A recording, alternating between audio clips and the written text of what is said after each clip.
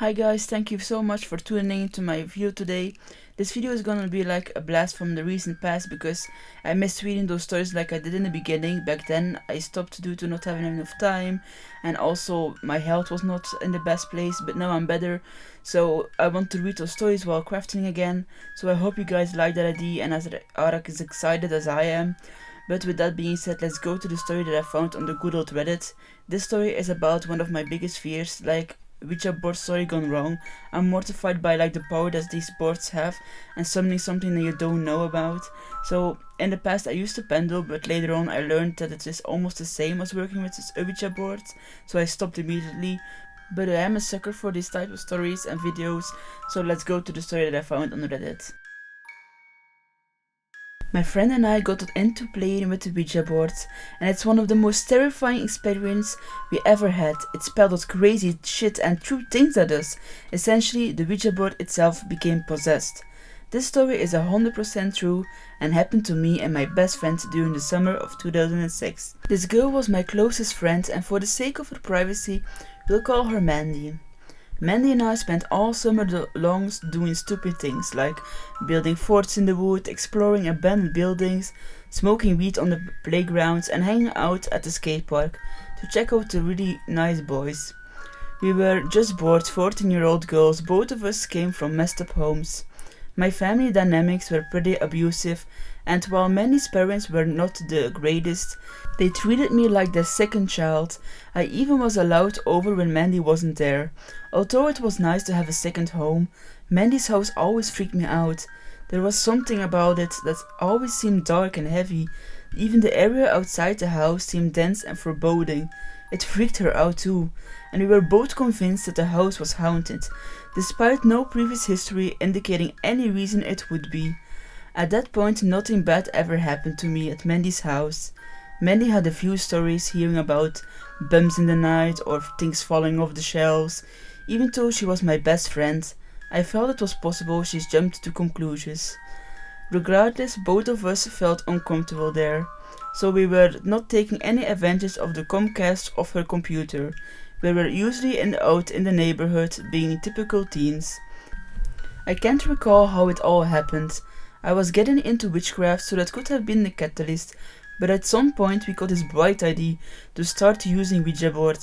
Again, not sure how we concluded to this, but we thought creating our own Ouija board would be safer than buying one. Honestly, we didn't have money, and I think we wanted just a justified excuse for it being a good idea. In the beginning, we made the Ouija board on a piece of white printer paper. We wrote the alphabet, numbers 0 through 10, and the indications for yes, no, hello, and goodbye. We popped out the lens of an old pair of glasses and traced it in the center of the paper.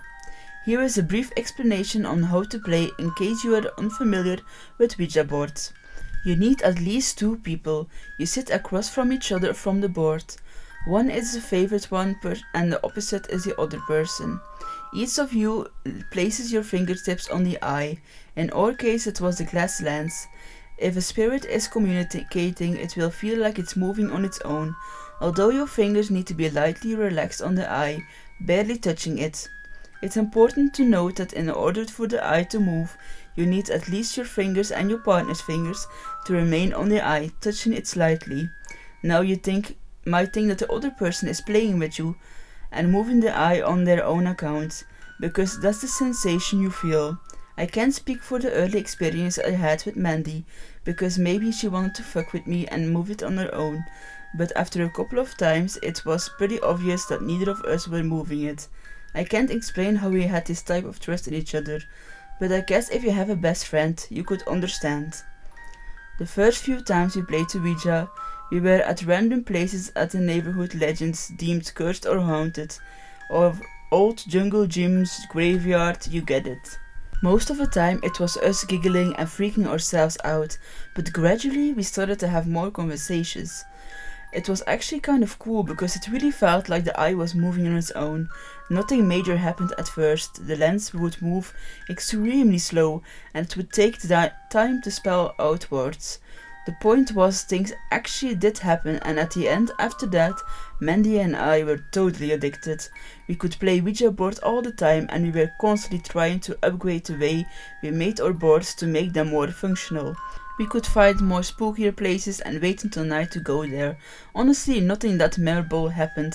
Yeah, we had some interesting conversations, and even if it was a little bit creepy, Mandy and me came from such messed up households that things like evil spirits intrigued us more than it scared us. We were just happy that something exciting was happening. Boredom makes teenagers do stupid things. And like all addictions, we had always to get more of the rise. So one day we were all sitting at her house, switching back and forth on her computer to check out MySpace and Quizilla.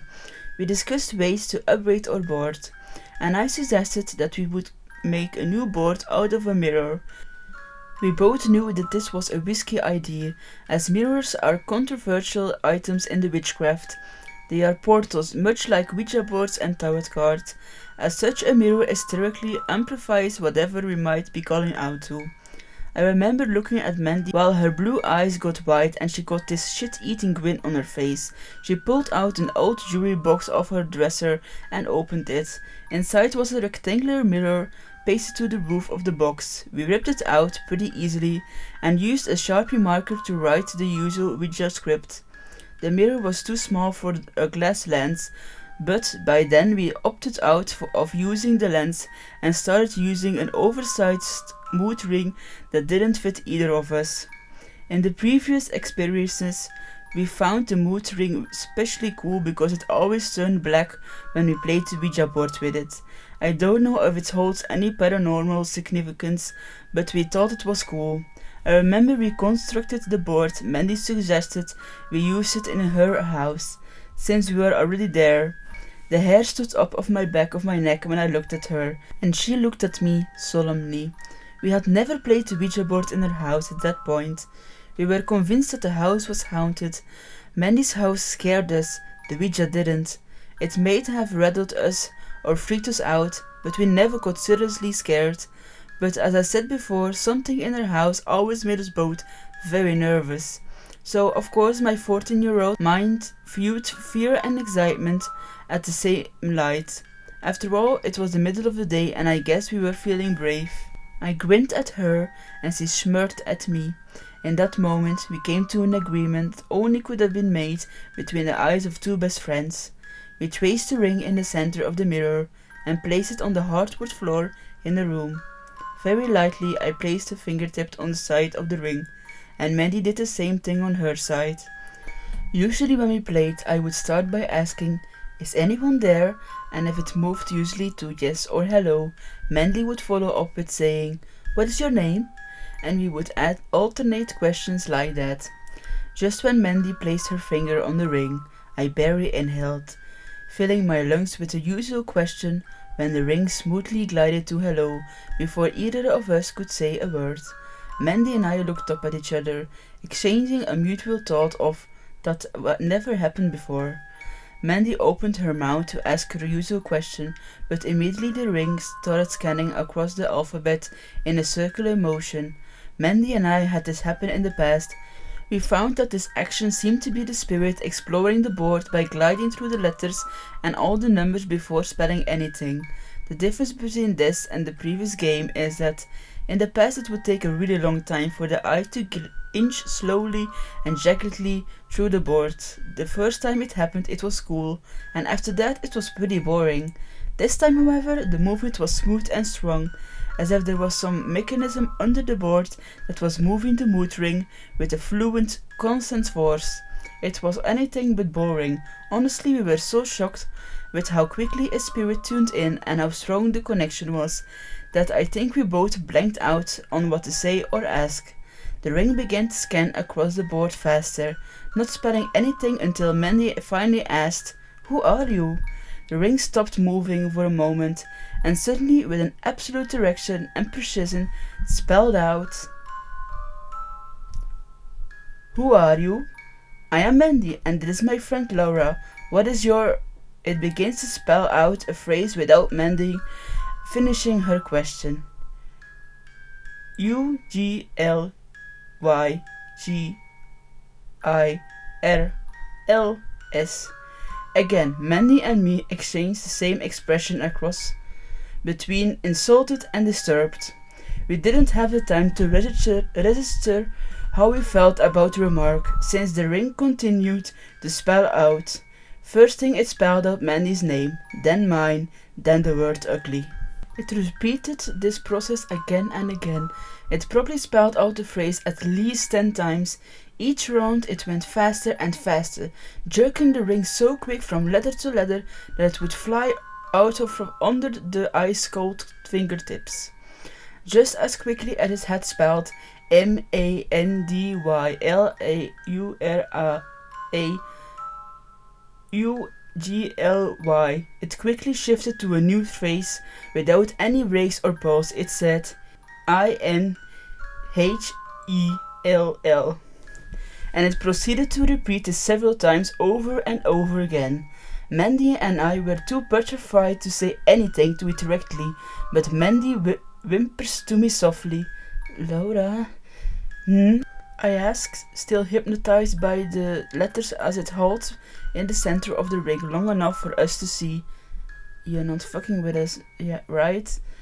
At the same time, I answered no. The ring snapped to the word no. This freaked us out, so bad that I had to pull my hand from the board, squeeze a fist and shake out my hand. My fingers felt like icicles. For some stupid reason, I put my finger back on the ring, maybe because Mandy had kept her finger on it and her pale eyes looked at me as she had seen something horrible, but I didn't see anything. I put my finger back on the ring and this was when it started saying some really scary stuff. I didn't move as quickly as before, but it was just strong enough and mechanical as it had been the entire time.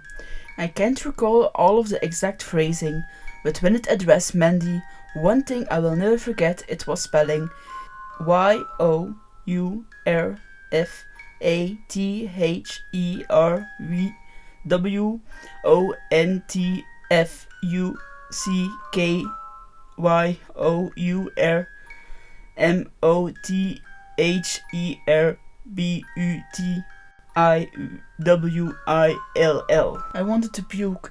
It's not like we never heard things like that, but coming out of a mirror with Sharpie marker, that was some scary shit. Then it moved onto me. It told me things I'm not comfortable with repeating. I don't even care if it takes away from the severity of the story. Just understand that that was some true shit that Mandy needed know.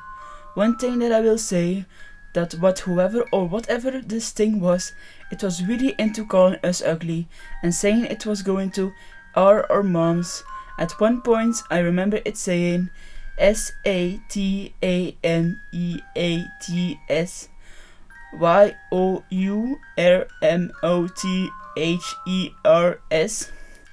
ANDEGTTHERREST. And another messed up thing I recall spelling it was IWILLRAPETHEM. IFYOUDONTGEFEMEYOURSOUL. Everything it was saying, it was making me feel more and more nauseated. Honestly, all of the things it spelled, for some reason, the most terrifying thing was when it would snap the ring from the H to the A. The ring would slide between the letters so fast it almost sounded like snickering. At this point, you might be wondering why we continue to use it, or how a few creepy phrases could be that scary to us. You might even think that Mandy was responsible for it, like she was pranking me.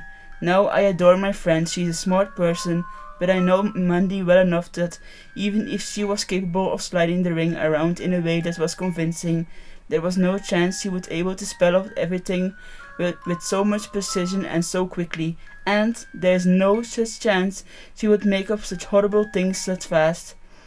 I knew this was impossible for her to do without so much of a slip of a finger or a giggle.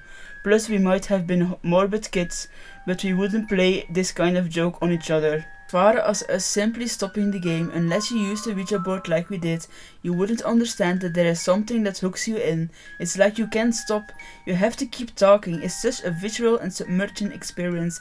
It's like every nerve is hypersensitive and every sense is sharp and refined. Even if it's just a couple of passive praises, our terror overtook every pore of our bodies and we both felt completely locked in. That alone was frightening enough. But all of that happened were some scary phrases and this bodily experience of complete horror. I might have eventually covered with logic and reason. I might even have brushed it off in a time and even laughed and chalked it up to her own subconscious desperation for a big correction. But that wasn't all that happened. As it spelled out H-A-H-A-H-A over and over with both our fingers sticking back and forth on the ring, I heard something behind me slip, and I saw Mandy's eyes dart up from the board and behind me. I didn't have time to turn, but I didn't need to, because the item that slipped from her shelf smacked against the wall that I was facing. No, it didn't fall. It was a CD case that was literally thrown. If it hit the opposite wall hard enough to make a loud smack, something about the noise reminded me of how still and quiet we had been since the spirit had turned in. We didn't scream. I didn't even think we even flinched. We were already so petrified that the action froze us into place and even more. In hindsight, a normal reaction would have been to get the hell out of there, but Mandy and me couldn't move. It's not like we were possessed or anything, but like I said before, when you participate in a Ouija the way we did, you become immersed in the conversation, and you can't just stop without a formal closing. I can't explain why. It's like we were possessed by some degree. Even though we didn't bolt, we didn't take our hands off the board. When we heard the CD case shift, after it hit the wall, we glanced between the shelf and the place it landed. Consequently, we both happened to be looking towards her shelf when, very distinctly, a picture frame tilted slightly forward, hovering on just the bottom edge for a single moment, long enough for Mandy to take an audible inhale, and just like that, the picture was released and tumbled off the shelf. And the way it looked, it was like someone placed their finger on top of the edge of the frame and held it in place for a second before knocking it down. The action was so clear it almost had an attitude that said, "See this picture? I'm gonna knock it off." And when I got fed up, I turned back to the board and before I turned my finger to the ring and I said, "Okay, we're done now, you gotta go." My eyes signaled Mandy and we placed our fingertips back on the ring. My heart was pounding so hard and I felt it in my throat. Immediately the ring started to move big, fast circles around the board. "You can't be here anymore," I told it in a loud, quivering voice that tried to sound in control. "You are banished from this board." We made it and we decided who we talked to. And that's when the ring swiftly jerked off the word "no" and sat there, motionless. Even though the ring finally stopped moving, obviously neither of us felt relieved. We knew as long as the conversation was open, the spirit was there with us. We needed to get the ice light to goodbye before we could completely end the game. Mandy and I softly discussed the rules between each other as our fingers remained on the ring. We concluded that an easy fix would be to scoot the ring over to goodbye on our own. And this was when I went from terrified to absolutely numb with panic. The ring wouldn't move. We took our fingers off and tried to grip it, pushing it to goodbye, but the ring completely cemented in place. I don't know why, but something about this absolute stiffness reminded me of rigor mortis. It wasn't that I knew anything about dead bodies, but to be blunt, unwavering stiffness and how the ring was welded into the word "no" wasn't human. I picked up the board, held it to eye level with Mandy and turned it upside down, but the ring didn't budge. Mind you, it was a jewelry box mirror with a mood ring, with nothing in between but basic permanent marker. There is no possible way that even looking back 15 years later, of any remote chance that the ring would actually cling to the mirror like that. Believe what you want, if you ever needed proof of any otherworldly entity, that was it. Still holding the board upside down, my gaze shifted from this insane, impossible situation to Mandy, who was more white than I had ever seen her. She just stared at me in total shock. I think when unnatural things happen that terrifies us, there is a threshold for how much fear we can contain. This bridge on adrenaline and almost anger. In a strange way, as scared as I was, I got pretty mad. I put the board on the floor and said with all the courage I had, "You gotta go," and grabbed the board with both hands. I curved my fingers around the outside of the ring and wedged my thumbs underneath the edge of the mirror to force the ring towards goodbye. The tension caused my hands to shake for a brief moment. Then we heard a snap and the ring slid across the hard wooden floor. The mirror broke in half and let a long, dark smudge of where the ring ripped across the word "no." Neither Mandy or I felt any better. If anything, we were more scared. The breaking mirror has a plethora of bad omens that come with it, but at the very least it was over for now. After that, Mandy and I discarded of the board. I don't remember if we buried it or tossed it in the creek. All I know that we got rid of it pretty quickly. In the days preceding, things got pretty weird, but honestly, that's a totally different story. One of that shaped my beliefs and resulted in the practicing Wiccan I am now. Without going into much detail on the post-story, I will say that I believe in spirits and magic. I believe these things are real and powerful and shouldn't be toyed or tampered with. In a sense, I'm glad this happened because it introduced me to various forms of protective magic, and although I have some creepy experiences, I never felt uncertain of how to proceed it, nor have I ever felt powerless or terrorized by anything again. I even helped other people in haunted houses and paranormal situations. Many good things came with the fog of the aftermath cleared. I realized the ability to be a human places us in one of the most powerful positions in the universe. To feel life, to eat food, listen to music, dance, cry, break a bone, have fun creating a painting, run a marathon. These are insanely powerful things that ghosts and demons cannot do, nor will ever do, as long as I can comprehend how absolutely awesome the privilege to be physical alive is. The more I am armed and with empowerment and motivation to face my fears. I believe in this comes with anything we wish to accomplish, not just working with magic or talking to ghosts. All that being said, one thing I will never do again is play with the Ouija board. But if I am ever confronted by the same entity that was with us in the summer day in 2006, heaven help me. Thank you guys so much for watching my video. This story really gave me the creeps and makes me even more mortified. So let's collectively not try to play with them or mess with them.